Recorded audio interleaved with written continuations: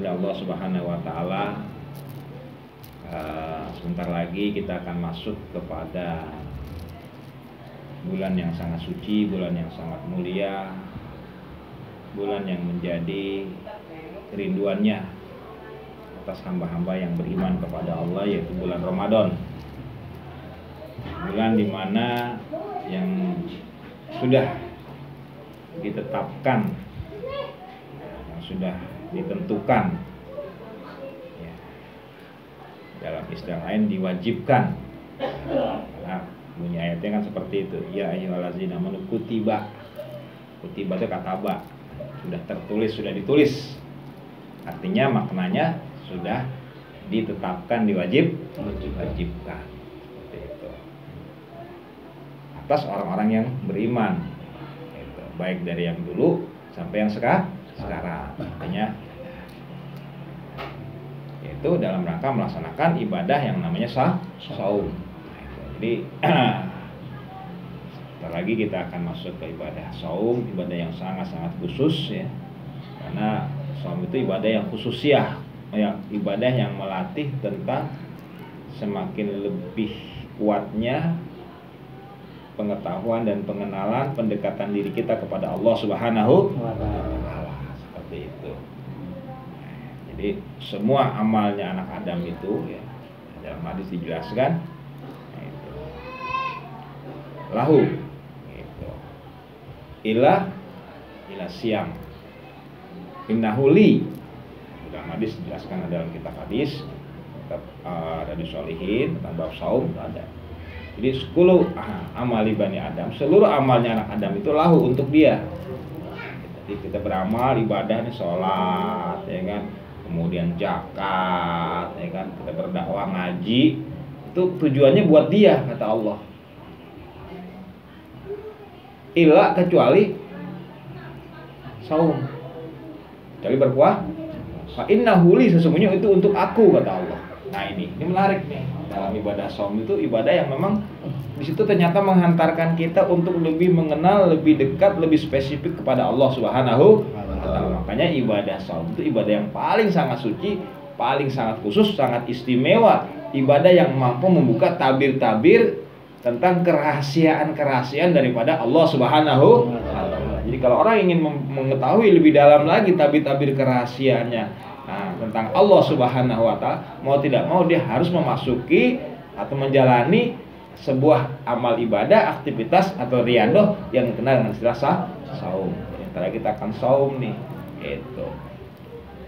Nah, kalau seorang semakin mengenal, dekat, tahu tentang Allah Subhanahu wa taala, pasti dijamin akan beriman dan bertakwa. Wala alakum tatakun. Jadi takwa itu adalah merupakan istilah lain dari orang-orang yang semakin dekat, semakin lebih mengenal kepada Allah Subhanahu wa taala. Orang yang makin jauh, yang makin tidak mengenal kepada Allah, maka sama artinya orang tidak akan semakin bertakwa kepada Allah Subhanahu wa taala. Dan itu adalah inti daripada ajaran Islam. Itu seperti itu. Inti ajaran agama yang benar dari zaman Nabi Adam hingga sekarang, bahkan hingga sampai ke hari kiamat. Wa ma umirtu illa liya'budullah mukhlishina lahudin hunafa. Jadi nggak ada perintah agama itu, nggak ada agama yang benar itu, apapun namanya, yang pasti itu pasti Islam maksudnya.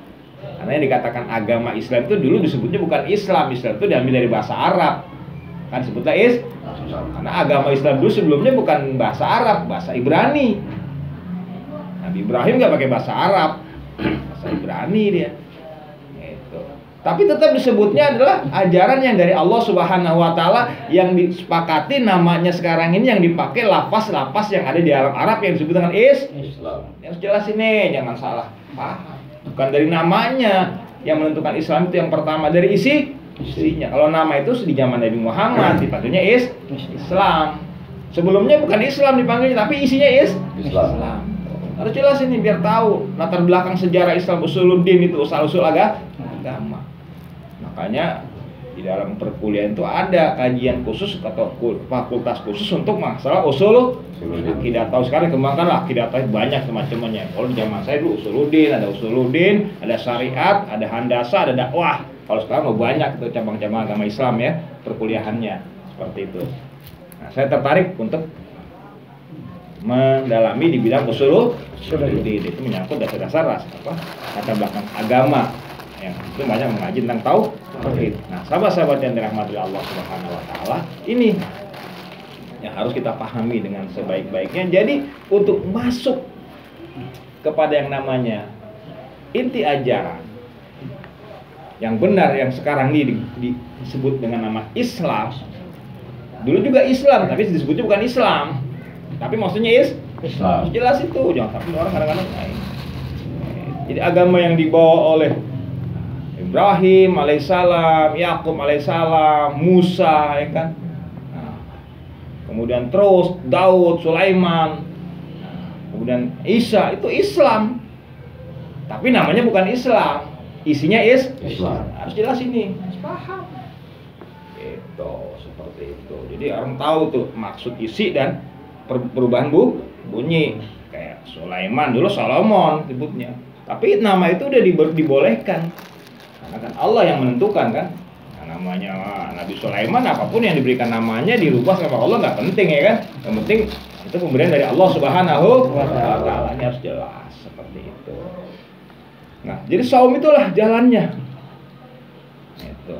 Jadi wajib tuh kalau bagi orang yang belajar tarekat, ya, karena tarekat itu adalah merupakan satu bentuk proses yang harus dijalani di dalam kajian-kajian yang bersifat ke arah ketuhanan yang dikenal dengan istilah tasawuf. Itu untuk salah satu bentuk suluknya, salah satu bentuk tata cara pelaksanaan itu adanya puasa atau saum. Bahkan puasa di dalam tarekat itu dibagi-bagi. Ya, itu standarnya puasa syariat dulu, yaitu sebagaimana yang ditetapkan di bulan Ramadan. Wajib itu kita lalui dulu Ramadan. Kalau Ramadan nggak selesai, jangan berharap menjalani puasa-puasa tarekat. Karena puasa tarekat nanti dibagi-bagi, dia disesuaikan dengan kondisi masing-masing para muridnya. Seorang mursyid itu harus tahu. Nah, seorang mursyid itu biasanya dia dulu dalam pengamalan syariatnya udah bagus, baru bisa belajar tarekat tasawuf. Tapi kalau untuk teori boleh bebas, asal masih udah usianya dewasa 18 tahun ke atas sudah boleh. Tapi teori tasawuf itu bukan terapan tasawuf. Kalau terapan tasawuf nggak boleh, dia ada syarat umur, ada syarat. Nah, memenuhi syarat enggak? Amal ibadahnya, syariatnya ada aturan-aturannya dalam kitab-kitab tasawuf itu diberitahu. Nah, jadi sahabat-sahabat yang dirahmati Allah. Nah, puasa itu adalah peluang buat kita untuk kita mengevaluasi dan sekaligus menjadi jalan untuk kita lebih mengenal dan dekat kepada Allah Subhanahu wa taala. Nah, fa innahu li, karena saum itu adalah memang menuju kepada aku yang langsung membalasnya dan tujuannya kepada aku, kata Allah. Li-nya itu betul-betul kepada aku.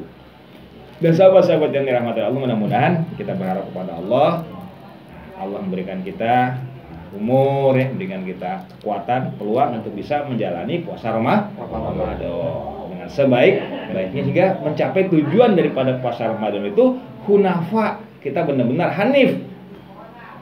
Hanif itu artinya benar-benar murni, bersih pemahaman tentang keimanan dan ketauhidan kita kepada Allah Subhanahu wa taala. Karena ujian keimanan ini banyak sekali, pengotoran gitu, pengrusakan yang meracuni, yang merusak nilai-nilai kemurnian iman kita kepada Allah Subhanahu wa taala. Seperti itu. Nah, semuanya itu bersumber dari dorongan yang namanya nafsu. Karena puasa itu hakikatnya adalah kita menjinakkan, memecut, memaksa nafsu kita untuk tunduk. Seperti itu. Jadi ibaratnya kita tuh memukul, menekan, memaksa diri kita pada bagian yang namanya nafsu. Jadi diri kita ada beberapa jenis lapisan nih. Ada lapisan roh yang mengarah kepada keimanan, ya kan? Roh itu mengarahnya keimanan tuh, mengarahnya kepada kebenaran, mengarahnya kepada sang kholik, kepada sang ilahiyah ruh kita. Tapi ruh itu ditutupi lagi oleh yang namanya nafsun. Nah, nafsun ini nih yang menjadi timbulnya ini yang disebut dengan nafsu. Nah, jadi kata nafsu itu dari kata nafsun. Gitu. Makanya manusia sering dipanggil dengan panggilan nafsunnya. Jarang dipanggil dengan panggilan ruhnya, jarang. Nggak ada. Ya ayuhar ruh mutmainnah, nggak ada. Ya ayuhan nafsun. Oh, nafsunnya dipanggil. Tuh, seperti itu. Nah, barulah nafsun dibungkus yang namanya jasad. Ini jasad. Nah, ini nih. Jasad ini dia bersifat unsur alamiah yang kasar, yang bersumber dari api, air, angin, dan tanah. Seperti itu. Nanti lama-lama nih kalau nafsunya udah lepas dari jasad, makanya yang lepas itu bukannya ruh, nafsun. Kulu nafsun. Nah, kalau bahasa Arabnya kulu nafsin nih, karena kalau bahasa Arab itu kan ada harpunnya itu dijarkan dia. Nah, itu di baris kasroh, baris bawah, maka kuli nafsin. Nafsin itu jadi nafsun gitu. Karena ada kuli jadi nafsin gitu. Kalau nggak ada kuli depannya maka nyebutnya nggak nafsun tapi nggak nafsin tapi nafsun. Jadi kuli nafsin gitu. Setiap nafsun zaikatul mempunyai almah maut. Maut artinya pelepasan. Unsur kehidupan seperti itu. Ini biar jelas gitu. Nah, nafsun yang terlepas dalam keadaan baik, dalam keadaan yusalimuna taslim, dalam keadaan betul-betul pasrah berserah diri kepada sang kholiknya, kepada Allah Subhanahu wa Ta'ala, menerima hukum ketetapan sunatullah mengalami kematian itu diterima dengan tulus kepada Allah, ya, dengan simbol mengucapkan la ilaha illallah. Jadi ucapan la ilaha itu adalah ucapan simbol orang yang betul-betul semakin dekat, semakin mengenal kepada Allah Subhanahu wa Ta'ala. Itu bisa, maka dia keluarlah, disambut dalam panggilan ya ayat Tuhan nafsul wahai. Nah, itu seperti ini. Belum ruh nih, ini baru nafsu nih. Tapi kalau nafsu dicabut, ruh pasti ikut. Nanti ada lagi nih pengelepasan nafsu dengan ruh. Ini ada proses lagi nih. Ada beberapa alam yang akan dilalui di mana terlepaslah nafsu dengan ruh. Nah, ini cerita alam berikutnya seperti itu. Jadi nafsu dulu yang dilepas, dicabut. Nafsu dicabut, ruh pasti ikut. Karena ruh melekat di dalam nafsu. Jadi kulitnya roh itu, bentuk lahiriah roh itu nafsu. Nah, bentuk lahiriahnya nafsu jasadun. Oh, seperti itu. Nafsu lebih fleksibel dibandingkan jasad. Ruh lebih fleksibel lagi dibandingkan dengan nafsu. Nah, ini sahabat-sahabat yang dirahmati Allah semua. Ini biar jelas kita. Jadi itu nafsu itulah yang akan kita gojlok pada saat di bulan Ramadan. Seperti itu. Makanya para ulama membagi nafsu itu menjadi 7 bagian atau 7 tingkatan. Dari yang terendah nafsu yang namanya amaroh. Amaroh itu wah bergejolak, emosi, wah menggelegar, menggelora. Nah, itu nafsu yang pertama. Yang cenderung kepada sesuatu yang bersifat materi, berupa fisik, yang berupa pada kesenangan jasadiah seperti itu. Karena kesenangan jasadnya kan beda-beda. Ada yang senangnya jasadnya senangnya pakai baju yang halus-halus, ada yang senangnya pakai pakaian yang berwarnanya kayak saya punya merah-merah, ada. Itu kesenangan jasadiah. Yang kesenangan jasadiah itu dipicu oleh pancaran daripada nafsun tadi. Sifat nafsun seperti itu, amaroh itu. Nah, di bulan Ramadan inilah yang akan dikupas 7 bagian tersebut menurut para ulama. Ya kebenarannya Allah wala bisawab. Nah itu yang mengupasnya para ulama. Ya tentu mengambil beberapa keterangan yang ada di dalam Al-Quran. Boleh kita jadikan sebagai acuan-acuan dalam memperjelas tentang hal nafsu. Gitu. Jadi ada yang sifatnya amarah. Dia cenderung kepada cenderung kepada keburukan seperti itu.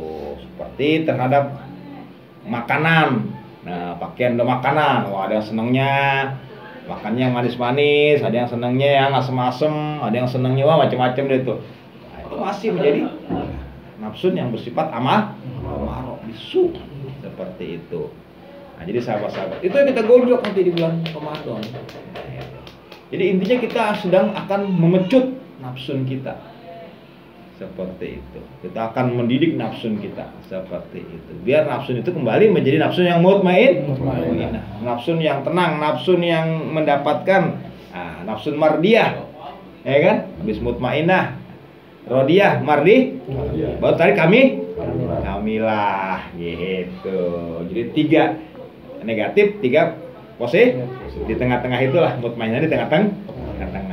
Tapi dia udah masuk kepada yang positif, kepada yang baik, yang dia masuk ke dalam golongan hamba-hamba yang baik seperti itu. Nah, mudah-mudahan kita doakan dan sahabat kita sudah kembali, penasihat kita, dia berkumpul bersama hamba-hamba yang baik seperti itu.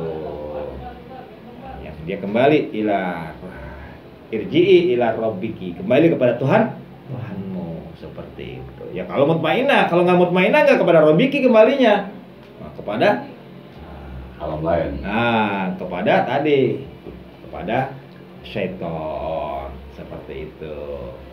Kalau dia mutmainah, maka ila rabbiki. Itu. Kalau dia tamar dia fadkhuli fi ibadi, dia akan berkumpul bersama hamba Allah yang akan ditempatkan di tempat yang indah. Jannati, jadi tempat yang indah seperti, karena kalau orang di Arab itu kan ngebayangin yang namanya surga itu susah, karena kan di sana tempatnya kayak padang pasir. Tapi kalau diartikan di Indonesia, kembalilah ke taman. Orang Indonesia apaan sih? Taman ada banyak di Indonesia mah. Gitu. Orang Arab tuh kalau lihat taman tuh, waduh, masya Allah, bahagia, seneng banget. Karena kata jannah itu artinya taman. Tapi taman yang dimaksud dengan taman yang nantinya atas balasan orang yang beriman di kemudian hari itu bukan taman seperti yang ini hanya baru 1% dari 99% ya kan gitu. 1% pun nggak ada. Nah, sahabat-sahabat yang dirahmati Allah Subhanahu wa taala, ini yang ingin perlu saya sedikit garis bawahi menyambut datanya Ramadan seperti itu. Jadi kalau datanya Ramadan, jangan nanti kita buka puasa sengaja tuh apa yang kita pengen kita beli. Wah, itu mah sama aja nggak puasa. Dendam itu mah. Karena kalau yang namanya puasa ya udah kita sederhana mungkin lah, setahan mungkin selera kita. Walaupun sudah selesai, kita tahan. Karena riado di sebulan soalnya. Untuk biar nafsu kita tunduk gitu. Kalau nafsu kita tunduk berarti setan kita tunduk. Karena setan itu bersembunyi di dalam nafsun. Nafsun yang bagaimana? Nafsun yang memiliki amarah, yang memiliki lawamah. Tuh. Yang memiliki ego. Dia nempel tuh, setan bisa sembunyi situ dia. Tapi kalau nafsu-nafsu yang amarah, lawamah, itu semuanya bisa terkikis. Setan nggak ada tempat lagi dalam diri kita, dia bingung. Nggak ada tempat. Bahkan setan yang ada di dalam diri kita pun juga nggak berdaya, nggak punya daya dan nah itu. Karena setiap diri manusia ada setannya. Itu dalam hadis Nabi SAW dijelaskan seperti itu. Itu yang kita akan jadi. Walaupun udah waktunya buka, jangan loh. Tadi siang lihat es, wah ntar aku buka. Jangan begitu. Kalau mau puasa benar-benar berpuasa yang benar-benar saum dalam rangka untuk menuju kepada Allah. Jadi kul amali bani Adam lahu, semua amal anak Adam itu untuk mereka. Illa siam. Fa innahu li, semuanya dia untukku. Jadi kalau kita ingin betul-betul berpuasa ya harus tujuan kepada Allah. Bukannya sekedar biar nggak dosa, nggak itu mah buat anak-anak, buat orang mu'alaf. Masa kita udah puluhan generasi ya kan? Masuk Islam ya kan, dari kakek kita, buyut kita, nenek moyang kita masuk Islam udah berapa generasi, mungkin udah ada 10 lebih generasi, masa Islam masih kayak gitu juga? Kan malu-maluin. Gimana Islam mau berkembang? Gimana Islam mau semakin besar? Itu. Tahan secukupnya. Nah, itu. Manfaatkan betul ini Ramadan ini. Ini baru tingkat syariat loh ya. Belum tingkat tarekat. Tarekat lebih berat lagi. Makanya banyak orang syariat itu menyalahkan. Ya boleh-boleh saja orang syariat menyalahkan. Sah-sah saja menyalahkan. Tapi bukan berarti itu salah, belum tentu juga, karena kebenaran dan kesalahan itu nanti finalnya di hadapan Allah Subhanahu wa taala. Seperti nggak bisa. Dia boleh, itu nggak boleh, boleh. Tapi tidak boleh memutuskan bahwa dia ahli neraka, bahwa dia sesat. Tar dulu, karena ketidaksamaan dan ketidaksesuaian bukan berarti sesat. Nah, itu sama seperti Al-Quran menggambarkan tentang Musa belajar kepada Nabi Khidir alaihissalam. Kenapa diabadikan di Al-Quran? Agar kita mengerti kalau kita orang ahli syariat seperti Nabi Musa, jangan cepat merasa paling tahu, paling benar, hingga berhak untuk memutuskan orang itu sesat. Jangan, itu bahaya. Karena sebagaimana Musa yang udah jelas sadar ini, Nabi Khidir ini orang yang dijamin kebenaran, tapi karena egonya yang udah terbiasa dalam kebenaran yang dalam ukuran dia yang dia yakinin, yang diingatkan oleh Allah, ternyata tetap aja dia menyalahkan kepada Nabi Khidir alaihissalam ketika dia membolongi perahu. Memang secara syariat itu menzolimi, tapi ada hikmah untuk menyelamatkan perahu tersebut agar tidak dicuri oleh para pembajak laut. Karena kalau perahu itu bagus pasti diambil, tapi kalau perahu itu rusak pasti diabaikan. Ya, sudah tahu Nabi Khidir, dan Nabi kita tidak mengetahui itu kecuali karena Allah yang memberitahu. Itu antara ahli syariat dengan ahli hikmah ini bertemu. Jadi Nabi Khidir, Nabi Musa ahli syariat, yang ahli yang memang hukum yang tertulis aja yang dia tahu, hukum-hukum faktanya dia nggak tahu. Bertemu dengan Nabi Khidir yang dia bukan ahli kitab, tapi dia ahli hikmah. Setiap langkah dan perbuatannya, walaupun dia tidak menyampaikan dalilnya, tapi itu dia jalani karena kedekatannya kepada Allah Subhanahu wa taala, yang secara lahiriah, secara kitabiah dia disalahkan. Nah, itu. Dan dia tidak mempermasalahkan, tapi karena Nabi Musa belajar, dia kasih ketegasan. Aku kan dari awal sudah kasih tahu sama kamu. Gitu. Kamu nggak akan bisa mengikutiku. Nabi Khidir nggak menyalahkan Nabi Musa, yang menyalahkan dia enggak. Cuma dia kasih ketegasan aja. Jangan menyalahkan, jangan menyimpulkan sampai aku memberitahu. Itu. Kalau sampai terus begitu 3 kali selesai, 3 kali doang belajar sanggupnya, nggak kuat lagi Nabi Musa belajar. Ketiga-tiganya dia nggak sanggup untuk tidak berkomentar. Itulah bedanya ahli kitab sama ahli syariat. Cenderung banyak komentarnya, banyak dalilnya, banyak argumentasinya, banyak hujahnya, banyak keterangannya, banyak protesnya, banyak menghukumnya.